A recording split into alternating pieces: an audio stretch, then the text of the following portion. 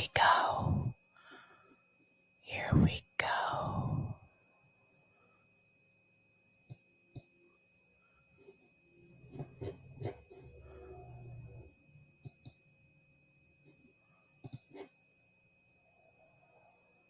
Okay.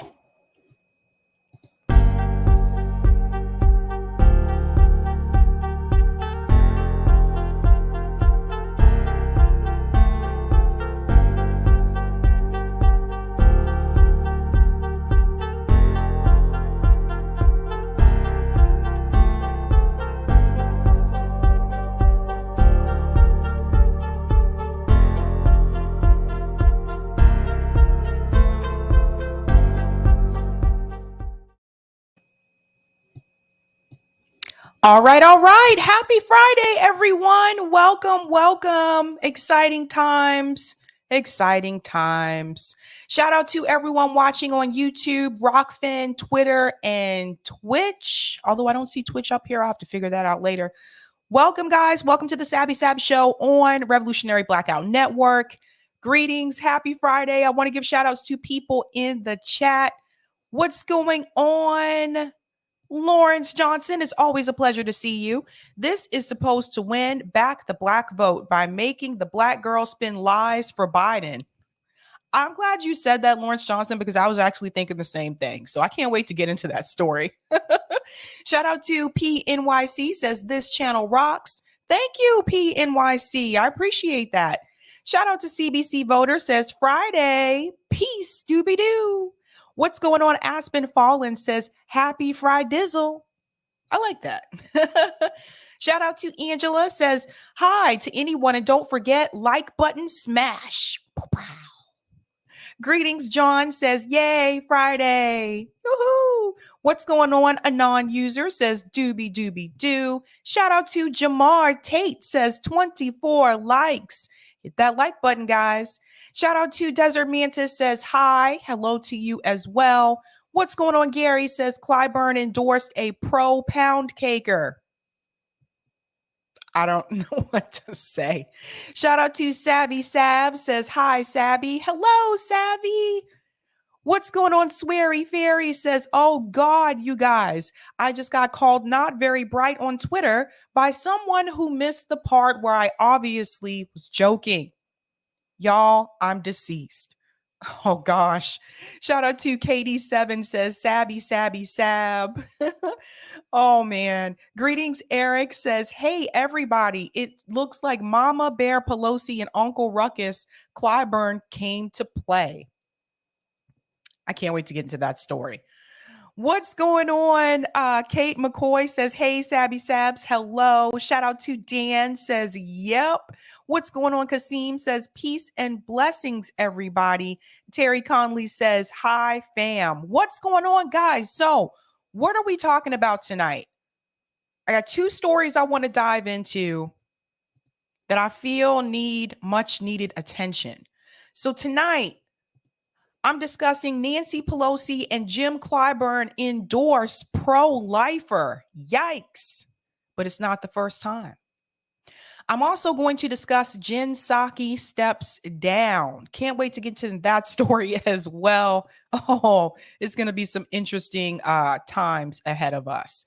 I want to go ahead and start with the Nancy Pelosi endorsement story. And yes, I'm getting into this story to prove a point. All right. So first and foremost, let me go ahead and share my screen. I do want to give a shout out to Case Study QB, always giving us phenomenal clips. He does great work. Guys, definitely follow him on Twitter. Let me go in here. All right. So this story broke. For those who are not aware, Jessica CISNEROS, she's running against Henry Quiller. Jessica CISNEROS is a Justice Democrat, so she is a leftist. She's one of the people that AOC has endorsed, and actually she went down there to Texas to promote Jessica CISNEROS' campaign.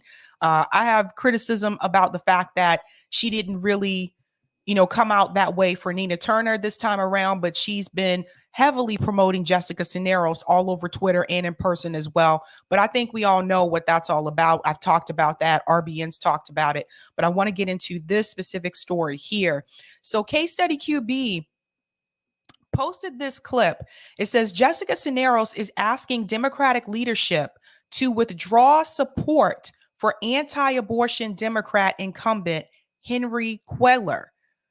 So here we go. Let's go ahead and get into this, you guys, because the hypocrisy is about to show. Here we go. So Garrett, sometimes I look at a campaign and I see them shift gears this late, and I look at it and think, oh, they must be behind. So what is the state of the Cuellar-CISNEROS runoff? Well, it's interesting. I was down here a couple of months ago before the primary, and the main thing CISNEROS and I talked about was this FBI investigation that Cuellar was somehow involved in that, appeared to target his office. And that issue didn't really materialize in the primary, and we haven't heard from the FBI since. This abortion leak coming out has now given this race another central issue around which to revolve. You saw CISNEROS, calling on the leadership to pull their endorsements. She's trying to fire up voters on this issue. She had Elizabeth Warren speaking at a fundraiser last night. Warren really hammered Cuellar on this issue specifically. Abortion and immigration are the two key contrast issues here. And in my interview with CISNEROS this morning, she really tried to raise the stakes on an abortion vote like the Women's Health Protection Act, which passed the House last year, on which Cuellar was the only Democratic no vote. She told me, what if some vote like that happened again? Well, listen to what she said. If we're able to keep a slim Democratic majority, it very well might be that Henry Cuellar becomes the Joe Manchin of the House, and that he might be the deciding vote on the future of our reproductive freedom in this country. I think that really sums up the way CISNEROS is trying to frame the end of this race, the idea of Cuellar as the Joe Manchin of the House.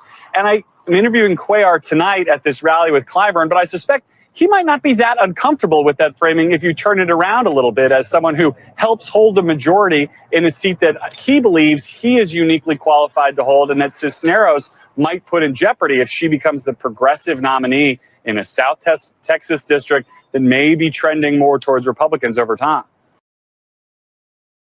Okay, I just want to chime in here for a second, and then I'll go back into the clip. I just want to give you a little bit of background. So Henry Cuellar is pro-life. I use that term lightly because a lot of people that say that they're pro-life, they're not pro-life once the child gets here. They don't want the government to provide any type of assistance for those children. They want people to pull themselves up by their own bootstraps, yada, yada, the drill. But he is pro-life. He is a conservative Democrat. And that's not a phrase that I'm just coming up with on my own. That's how he describes himself, as a conservative Democrat. Here's the big issue. You have Nancy Pelosi, who has given an endorsement for Henry Cuellar. You also have Jim Clyburn, who is endorsing Henry Cuellar. And you have someone that is running against him that is pro-choice. And you have Nancy Pelosi right now being frustrated and TV interviews and also on Twitter complaining about the possible overturn of Roe v. Wade. But here is Nancy Pelosi supporting someone who supports Roe v. Wade being overturned instead of supporting the candidate that does not. So I just wanted to give you that backstory. Let's go back into the video.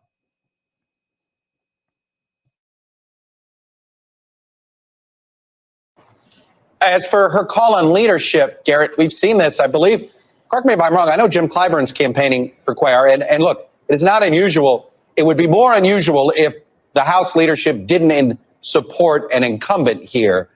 Correct? I mean, I'm trying to remember the last time on the Democratic side, usually it would take a corruption issue for them to back off, correct? That's exactly right. I mean, I couldn't find a recent counterexample in the House. Typically speaking, House leadership's going to back their incumbents unless there's a corruption case or maybe. Let me chime in here for a second, too. So here's the problem with the statement that he just made. He said that typically they're going to back the incumbent unless there's some type of corruption. But there was an issue of corruption. The FBI actually raided Henry Cuellar's home this year. That was just 2 months ago. Very recent. And Nancy Pelosi has not spoken about it. This is public information. It was all over the media. So there is a case of corruption here. The other problem is, okay, yes, maybe that's typically what they do, endorse the incumbent. But Henry Cuellar wasn't always an incumbent. And he's still always been a conservative Democrat. So at some point, even when he first entered the House, he was still pro-life. And the Democratic Party still backed him. Do you guys see the problem? Of course, they're going to use that excuse. But right now, you have people like Nancy Pelosi and Jim Clyburn. They're talking out both sides of their mouth right now. How are you going to be frustrated about the possible overturn of Roe v. Wade? And here you are endorsing and supporting someone, not only endorsing and supporting, they went down there to Texas to support him. You're supporting someone who is okay with Roe v. Wade being overturned. That doesn't make any sense. Let's go back in. But again, I wanted to point that out. The FBI did raid his house. An indictment. Again, that FBI investigation still hangs out over this entire race. We've just not heard from the FBI since the raid. Cuellar, told you that he's cooperating with the investigation, made the argument that he's not a target, but that's from Cuellar, not from the FBI. So that piece of this is still hanging out here. But again, no sign of House leadership going along with CISNEROS' suggestion here to stay on the sideline. An important word he used with me, Garrett, cooperating. I have a feeling you may get some more details for us later. Garrett Hake.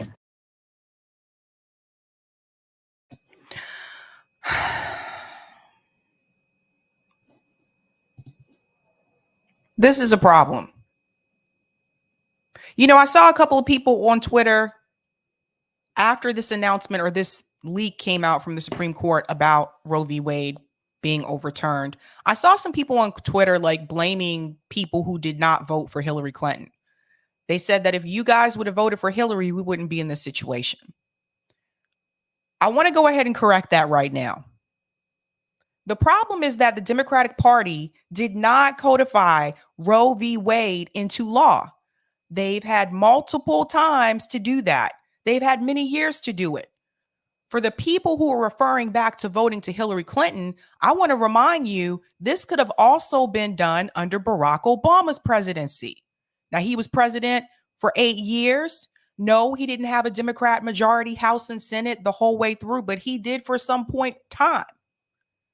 And they still chose not to codify Roe v. Wade into law. This could have been done already. Joe Biden, all last year, this was still an issue. People were bringing it up. Did not codify Roe v. Wade into law. Didn't even try. And they knew that this was coming. And I really believe the reason why they let this go for as long as they have, and the reason why they're trying to do something about it now, coincidence, it's 2022. It's a midterm year. Now you have people like Amy Klobuchar, all of these establishment Democrats on Twitter saying, you got to help support us in the midterms so that we can codify Roe v. Wade into law. This is something that they are going to use as a campaign tactic to get you to vote for Democrats again. This is what they are going to do. Not only that, they're already asking people for money. I already received emails saying, please donate to help us keep Roe v. Wade, intact, to help keep Roe v. Wade. And I'm like, why do I need to donate to you for you to do that? You're in office right now. Do your job. This is what they're going to run on this year. Watch. This is what they're running on. I saw a comment from Elephants on Coke. That's a funny name. Don't forget Pelosi endorsed Ed Markey's primary challenger. That is right. You just reminded me. That's true. She sure did. But you notice Chuck Todd, they didn't bring that up in that interview. There's another part of this clip I want to play as well. Because I'm noticing, I think more people are waking up now. Some people are calling this out on Twitter. They're like the hypocrisy of it all. But there's still some people that are in the dark. Like they're not paying attention to this. So I do want to show you something here that AOC tweeted.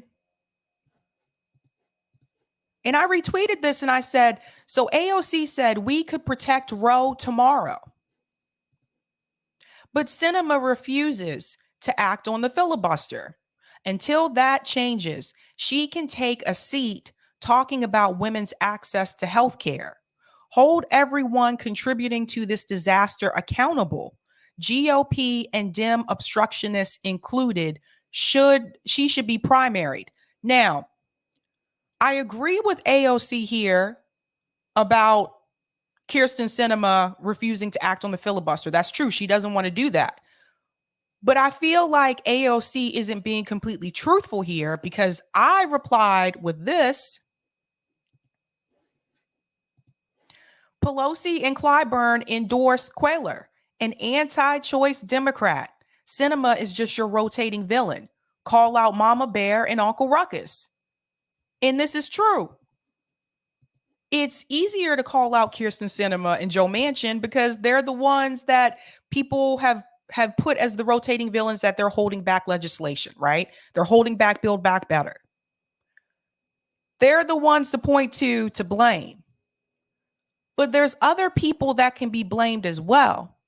And I don't see AOC calling out Nancy Pelosi and Jim Clyburn for being hypocritical about this, for endorsing Henry Quayler, who wants to get rid of Roe v. Wade.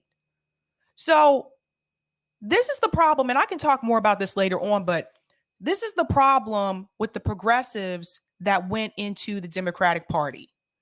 They have caught on to the fact that there are certain people that they are not supposed to criticize. They've caught on to that. And they're following that rule. It's okay. You get the green light to criticize Sinema and Manchin because Nancy Pelosi and Joe Biden have also criticized them as well. You do not get the green light to criticize Nancy Pelosi, Chuck Schumer, Clyburn, other establishment Democrats that they deem that should not be touched. They don't get the approval to criticize them. So they're not fighting back, which we all know this. If you've been following us for a while on RBN, you know we've been talking about this for over a year now. They're not fighting back. They're not pushing back. They're going along with what the establishment Democrats want. And what the establishment Democrats want is what's good for the party. That's just a reality. So there's another one I want to show you as well.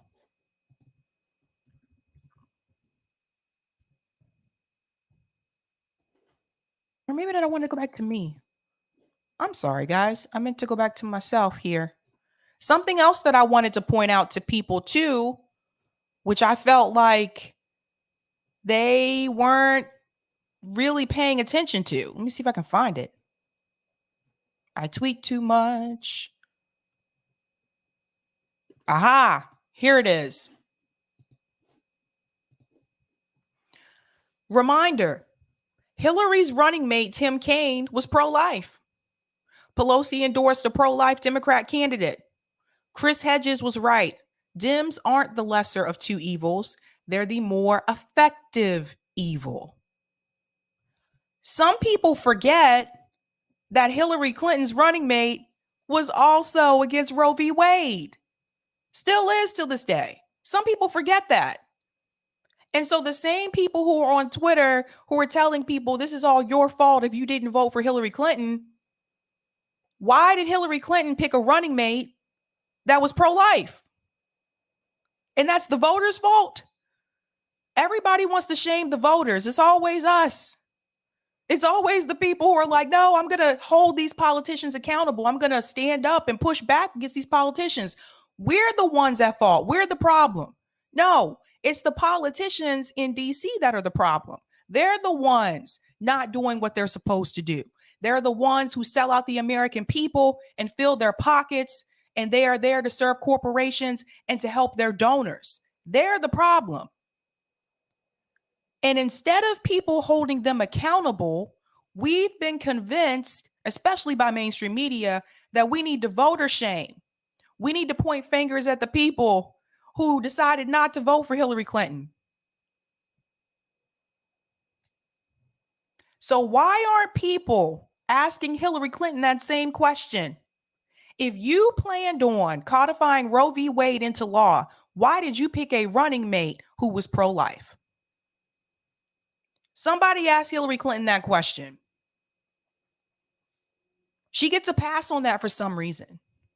For some reason, she gets a pass, and I think it's ridiculous. Alex said the Democratic Party is as old as the United States itself. They've been here the whole time, and here we are. Right. They had so many opportunities where they could have done this. They're going to continue the same cycle, you guys, where they come November, they're going to say, this is a do or die election. You got to vote for us. Otherwise, the Republicans are going to do this. And the Republicans do it too. This is a do or die moment. You got to vote for us or the Democrats are going to do this. Guys, they do it every election cycle. And they always say, this is the sole issue we're running on. It's a different issue every time. This is the sole issue that we're running on. Our democracy is at stake. Your freedom is at stake. You got to vote for us. And then we vote for them, and then they get in, and then they don't even do the things that they need to do to get that single most important issue that they ran on passed.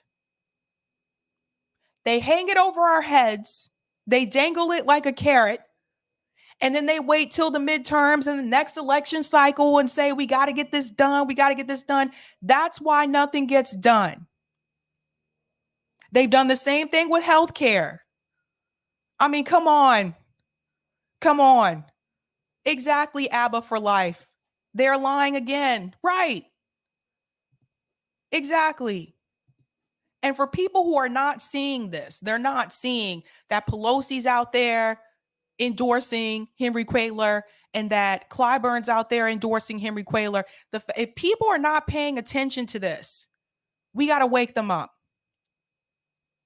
Because right now, I got to say this.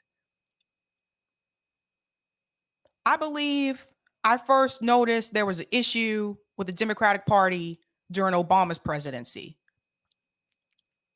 That's when I noticed there was an issue. I gave him a couple passes here and there, but that was when I noticed that I think there may be problems with the Democratic Party too. But this year, this time around, the Democratic Party is fully exposed. They're fully exposed because people see you have the House, you have the Senate, you have the White House, and you're not doing anything. You're not passing anything. Not only that, but the progressives that we put in, they're not doing anything either. Then you have Nina Turner's election, where we see the other progressives didn't even support Nina Turner. The mask is off. People see it. People see you giving, billions and billions of dollars to Ukraine, but you can't give the American people health care during a pandemic. They're all exposed.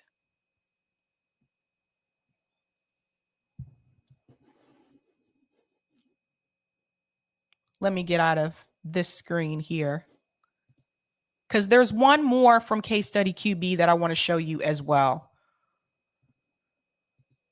This is just a mess. Like it's all over the place. It's all over the place. And I can tell you another thing too. In reference to Jessica CISNEROS, mark my words, they're grooming her to be the next AOC. I already see it. I already see it. So do I think she's going to get in there and fight too? No. I think she's going to cave just like the rest of them. Okay, here we go. So there were two of them. Yes, here's the other one I want to share with you. So let me share this video clip as well.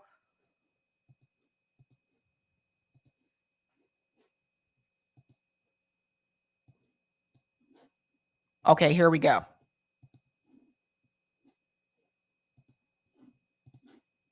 As we just spoke about with Nan Whaley, abortion is now going to be a big part of the midterm conversation. The message from President Biden yesterday was, quote, "It will fall on voters to elect pro-choice officials this November."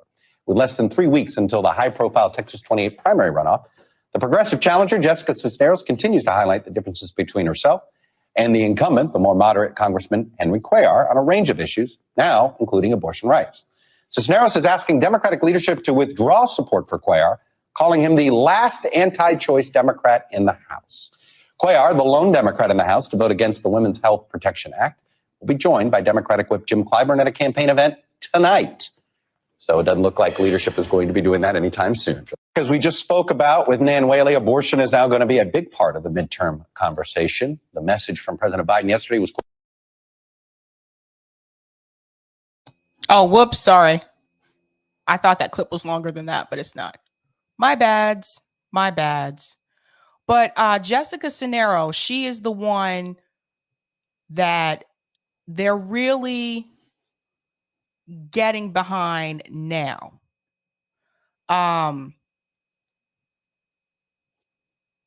This is the other one. Yeah, abortion debate. Here we go. Well, we gave you the majorities, and you're not giving us the things that you said that we were going to do. And Biden needs to do something. Democrats need to do voters. Sorry, guys. This video moves so fast. Okay, here we go. Outside the court yesterday, voters repeatedly were saying Biden needs to do something. Democrats need to do something. I do think that if there's nothing to be done, which is the case, then you do sort of run into the issue of Democrats for the last several years have been saying, give us the majorities and we will give you these protections, these expansions to healthcare, whatever. Now they've come up at a place where they have the majorities, technically. And I know that we all understand how the filibuster works, but a lot of voters just look at it and say, well, we gave you the majorities and you're not giving us the things that you said that we were going to do. And so I do sort of wonder at what point that's a law of diminishing returns. If you can only ask for the majority so many times and not deliver. Voters outside. Let's hear that one more time, guys. I'm going to turn up the volume just a little bit. I think that video is a little bit low. Let's hear this one more time. Listen to what she says. She's talking about giving the Democrats the majority and how the voters feel about that. So listen to this. Outside the court yesterday, voters repeatedly were saying Biden needs to do something. Democrats need to do something. I do think that if there's nothing to be done, which is the case, then you do sort of run into the issue of Democrats for the last several years have been saying, give us the majorities and we will give you these protections, these expansions to help. Okay, if you notice there's a guy in the background and he says, what can they do? I think we're past that now. I think we're past the whole what can they do, because they had many years to get it done and they chose not to. 2017, Nancy Pelosi said that the Roe v. Wade was not going to be the primary, excuse me, can't speak tonight, was not going to be the primary issue for the Democratic Party. Now that came from Nancy Pelosi. This goes all the way back to 2017. You can go even further back. So here you had Nancy Pelosi, who's been in DC for years, who's a Democrat per se. Even in 2017, she was telling the American people that Roe v. Wade was not going to be a primary issue or a priority for the Democratic Party. She set the stage. She set the tone. She let you know this is not what they were going to focus on. This is why I tell people this is all a game. So here you had someone who, she's a woman, and she was telling you we're not going to focus on that. They didn't see it as important. They didn't care, you guys. So knowing that, why are we continuing to put them back in office? Why are we continuing to vote for them? Now, again, she's a Democrat. She was basically saying the same thing you got the Republican Party saying. The same Nancy Pelosi who said, by the way, we need a strong Republican Party. Both of these parties, they're not that different. So here you had the Democratic Party, 2017. They didn't want to even focus on it. She told you. So to this young woman's point, American people are asking, why do we keep voting for you to give you the majority so that you can get things done and you don't get anything done? So to the guy who said, well, what can they do? No, we're past that point. We are past that, man. It's an embarrassment. Healthcare, whatever. Now they've come up at a place where they have the majorities, technically. And I know that we all understand how the filibuster works, but a lot of voters just look at it and say, well, we gave you the majorities and you're not giving us the things that you said that we were going to do. And so I do sort of wonder at what point that's a law of diminishing returns. If you can only ask for the majority so many times and not deliver. She's right. And let's remember, if this was something that they were that concerned about, if they were really concerned about getting things done, and if they were really worried about getting things passed, as much as they like to blame Joe Manchin, let's all remember Paula Jean Swearengin ran against Joe Manchin, and the Democratic Party endorsed Joe Manchin and supported Joe Manchin. He had already been in office for years. They knew exactly how he was. They knew exactly how he voted. They knew he was a conservative, a conservative Democrat. They knew him for what he was, and they told people to vote for Joe Manchin. They endorsed him instead of endorsing Paula Jean Swearengin.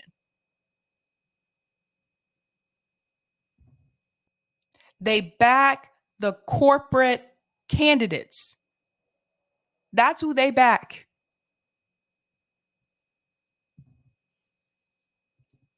I'm going to go ahead and go into... You said I have an echo, Lawrence? I don't hear an echo. Oh, I have extra window open. That's probably why. Okay. I'm going to go into my second story. This is just more political theater as well. Now, if you have not heard, Jen Psaki has decided to step down. Why do I have the same link twice? 1 second, guys. I'm sorry. She has decided to step down, which we saw this coming. It was kind of leaked a little bit earlier on, and I talked about it as well. But I want to talk about my friend Kareem. You gotta come up here. I want to play this video. We need to talk about this. Let me share my screen.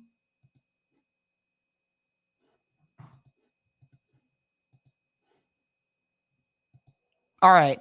So Miss Jen Psaki has decided to step down as press secretary for Joe Biden. She has decided to take a job at MSNBC, which is pretty hilarious. Not surprising. I mean, come on, we could have seen this coming anyway. And she is introducing the new press secretary. And I want you to listen to what she says in this video. This is cringe.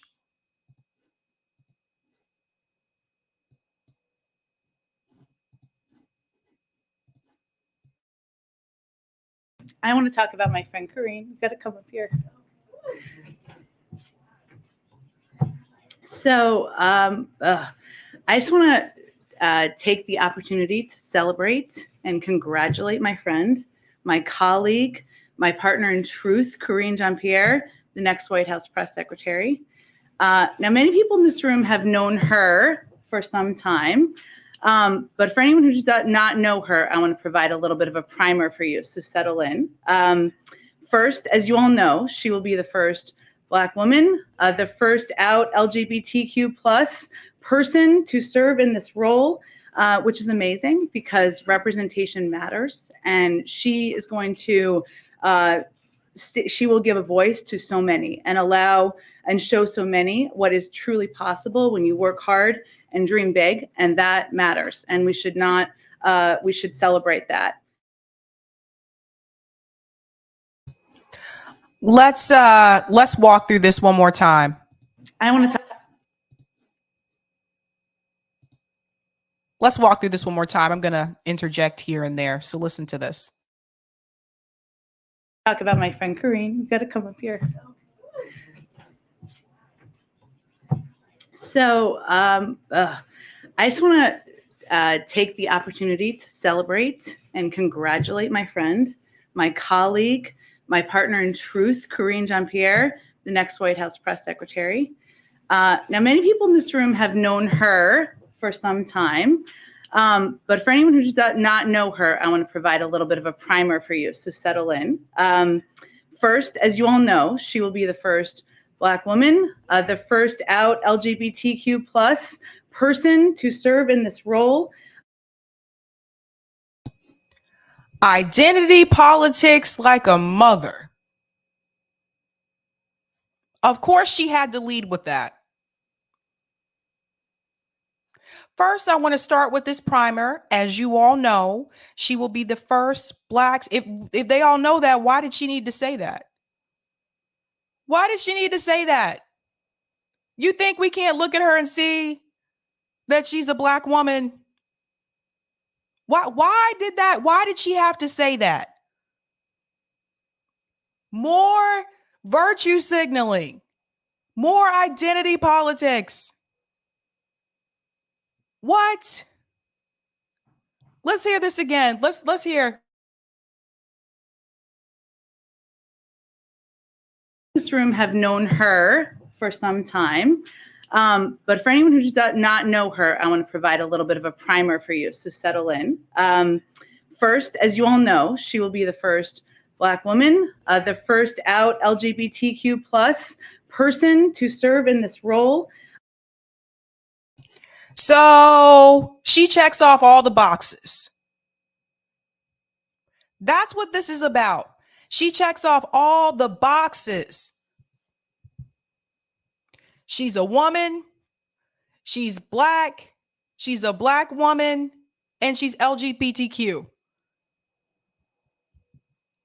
The Democratic Party, I swear, they do this. They're so good at doing this, by the way.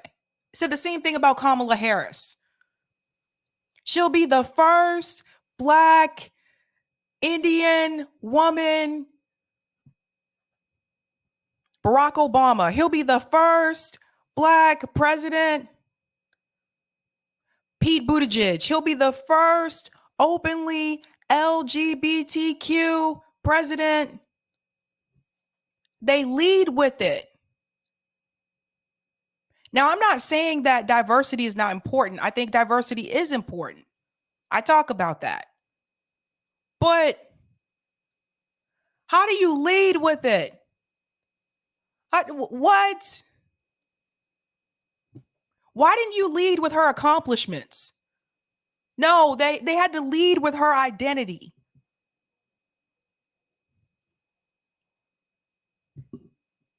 This is ridiculous. The Democratic Party doesn't do this to any other group of people.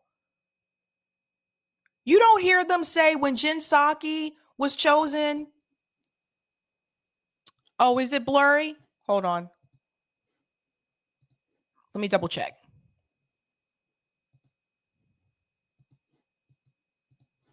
Should be fine. It's probably because I'm sharing that screen. I'll have to restart my router, but it should be fine. Should get better. Okay. Troy said not blurry to me. Okay, cool. It's just, you don't see the Democratic Party do this to any other group. You don't. They continue to pander to Black people. They continue to pander to Black people. You didn't hear them say when Jen Psaki was selected, did you hear them say she'll be the first redhead female? No.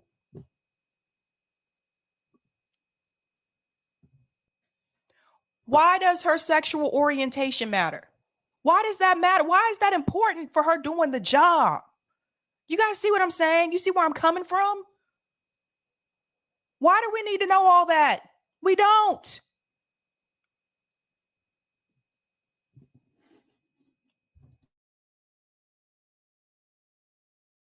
which is amazing because representation matters. And she is going to, she will give a voice to so many and allow and show so many what is truly possible when you work hard. Another thing I want to jump in and add, why is she holding her hand the whole time? Why is she, what is this? Why? Let go of her hand. Why are you holding her hand the whole time? She is not your pet. Let her go. You guys see? The whole time. Let her hand go. I don't get that. I don't get it. If I was this woman, Karine, honey, run for the hills. Get out. Get out while you can. Please take everything you have with you. It's not too late. Head for the hills. You don't want this gig. You don't want it. Honey, they are going to be so cruel to you. They are going to be so cruel to you. Every time Joe Biden messes up, they're going to point fingers at you. You are constantly going to have to defend his ass. Run. Look, they're using you as a token. They're using you as a token. And when you mess up, everybody's going to be pointing fingers at you. Everybody. You see how people come at Psaki? They're going to come at you twice as hard. Run. You don't have to do this. It's okay. Blink twice if you need help.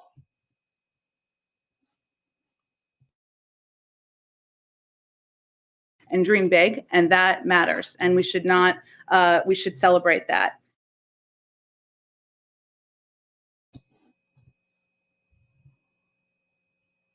What are we celebrating?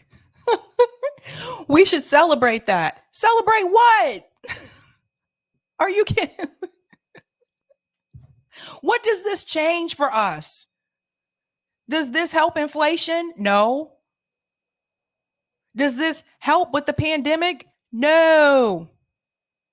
Does this help poor people, low-income people, middle-class people? No.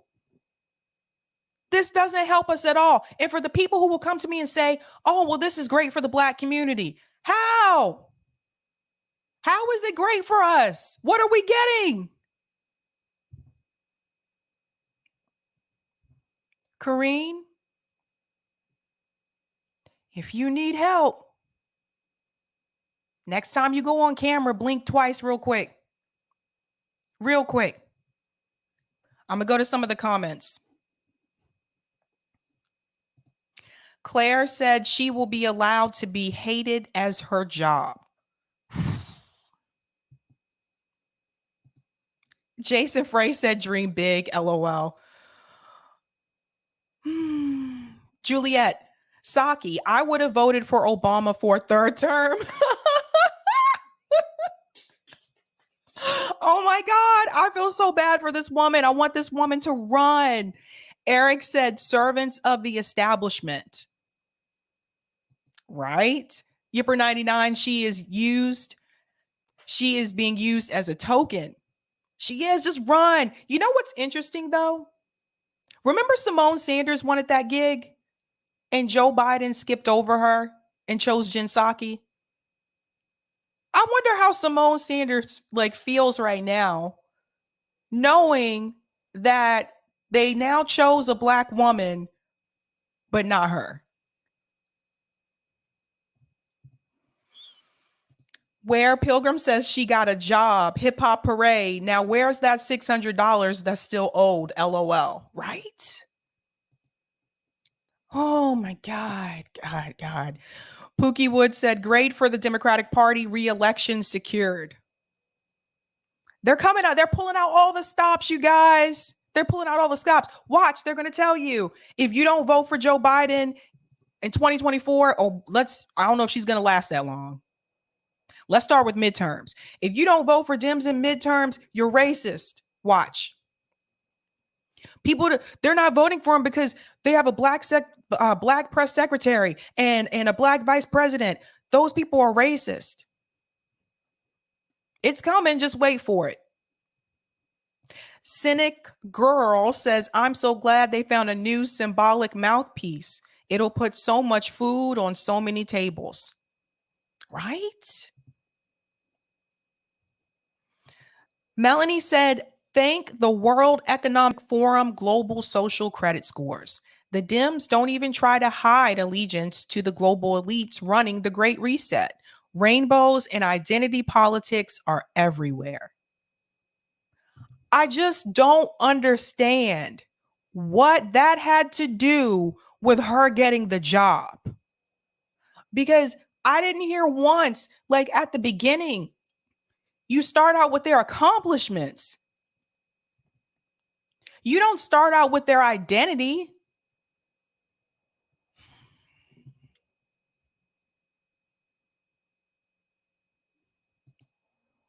Rick said, human shield for the establishment for a paycheck. You got it. Jesus, ouch. Simone didn't check out all the boxes. I wonder which ones.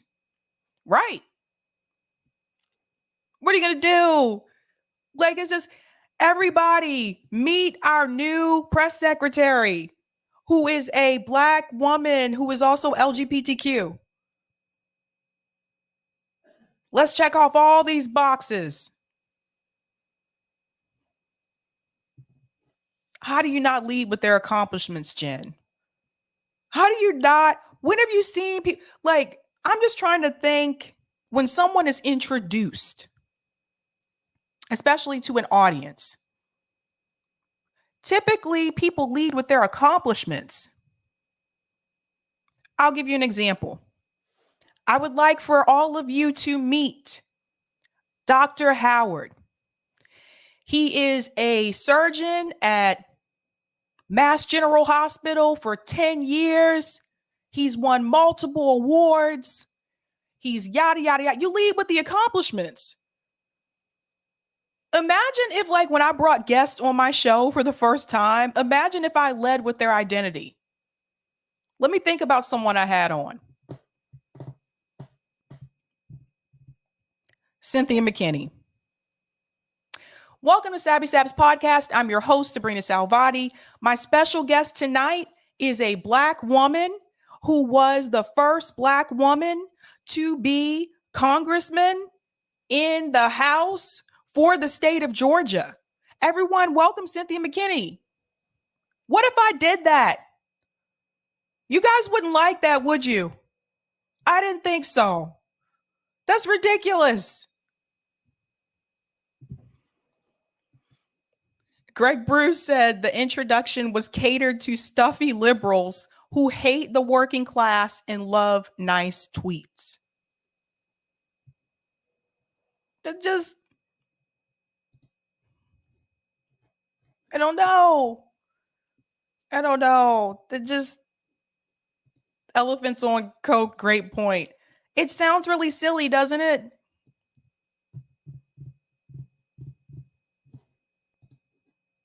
I don't know. Imagine if when Nick and them interviewed Cornel West, if they said, everyone meet our special guest. He's an African-American man. He da-da-da-da. It sounds stupid, right? Anywho, Yipper99 said, Sabby, this is violence. I'm so sorry, Yipper99.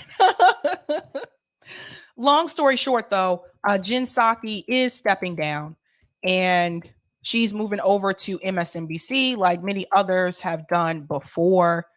So I just want to show you something as well. I want to show you everybody's doing it, by the way. Everybody is doing it. Look at this. I'm going to share my screen. Everybody's doing a brand new dance now. Come on, baby. Look at the titles.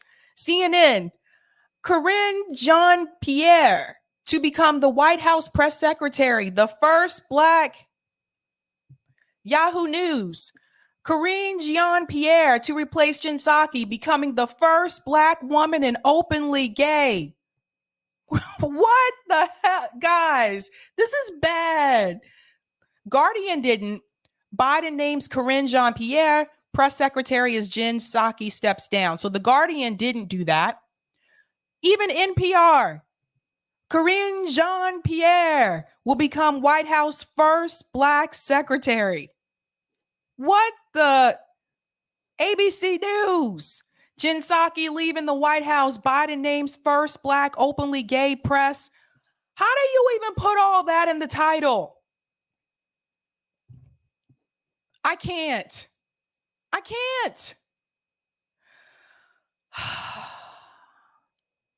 Politico didn't do it.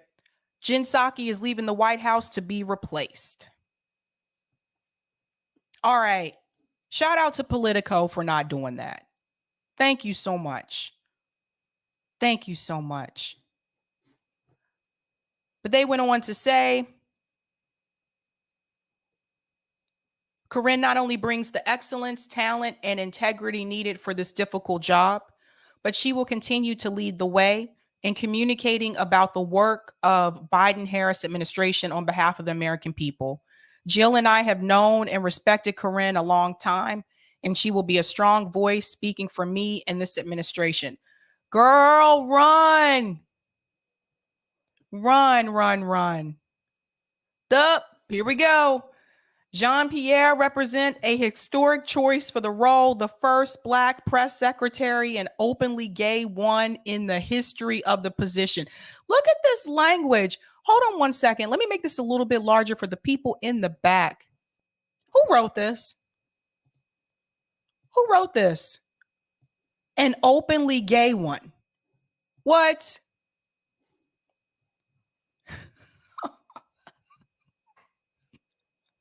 An openly gay one. Oh my God. Who wrote this article? Max Tani and Christopher Catalago. You guys should be ashamed of yourself. This is ridiculous. See, I was okay with you at first, Politico, because of your title, but now you rub me the wrong. An openly gay one.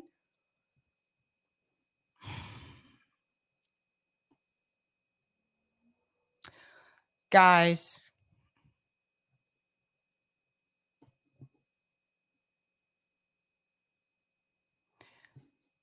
I'm just looking for her accomplishments.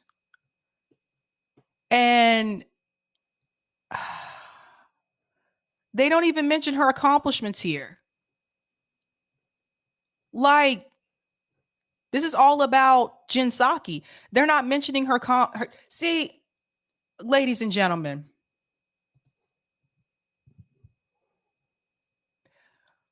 we have a problem with our press. We have a big problem with journalism in this country. Like, even in this article, they didn't even mention her accomplishments at all. But in this article, openly gay one.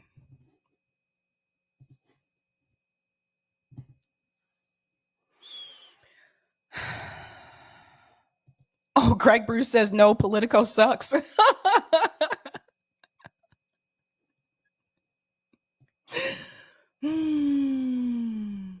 Monarch says, is this really the first Black lady for that position? Really? I believe so. It just... Blue Moon said Politico leaked Roe v. Wade decision too. Politico is a CIA rag. LOL. Oh my God. I can't make this stuff up. Like, this is ridiculous. Vicious says openly gay one sounds like a gay Tinder profile. Oh man.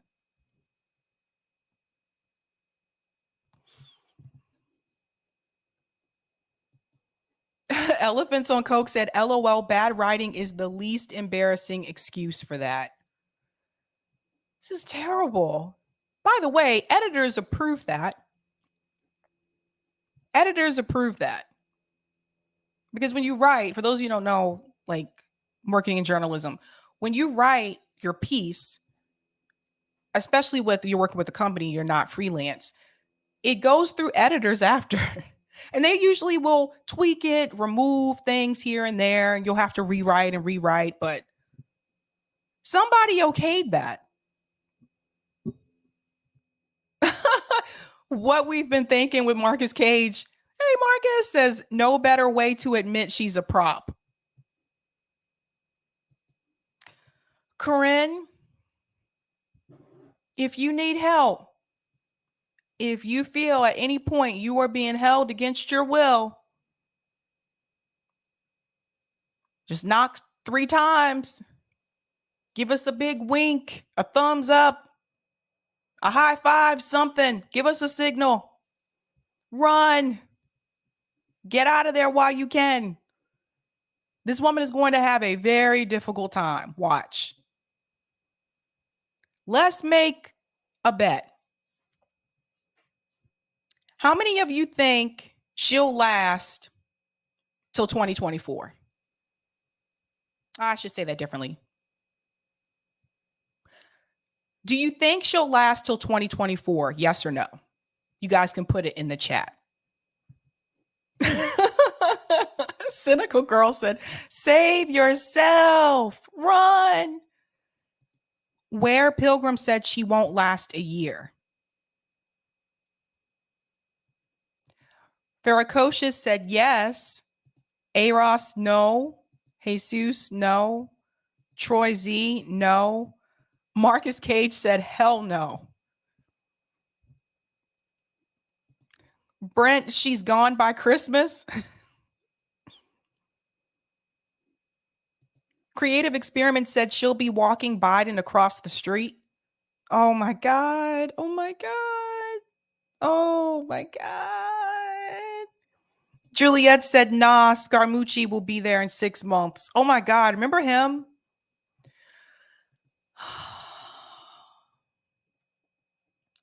John said, yes, Biden needs the black vote. Ah, that's a good way to look at it too. Justin said, don't worry, Corinne's a happy hostage for right now until she gets her MSNBC or CNN gig. I could see that too. Oh, man. To Corinne's family, get her out. Get her out while you can, please. Help this woman. All right, guys. I don't know. Oh, I clicked on the wrong thing. I thought I did this already. Sorry, it's been a long day. I've been up since like 6 o'clock this morning, so Sabby has had a long day. All right, guys, if you want more Sabby, you can have more Sabby. I'll actually be live again in 1 hour at 8 p.m. Eastern Standard Time. You can catch me on my channel. I'll be on Sabby Sabs, my channel. And tonight I'm going to discuss Anna Kasparian done with Dems. I have a lot to say about that. Elizabeth Warren theatrics and Chris Smalls meets Joe Biden. And that has been a controversial story on social media. Some people like it, some people do not. So I can't wait to get into that discussion. And I'm also going to do call-in tonight. On Fridays, I also do a call-in segment, so you can call into the show. You just need the call-in app. Some of you already have that app. That'll start around 9:45. That's usually at the end of the show after I've done the stories. And tonight's call-in topic is, has Justice Democrats failed? So I want to hear from all of you guys. Should be a good discussion. I also do my call-in on my YouTube show as well. So you can watch it on YouTube and hear what people have to say, or you can listen on the call-in app as well. But let's do the damn thing. All right, guys. Thanks so much for hanging out with me. Have a good night. Keep up the fight.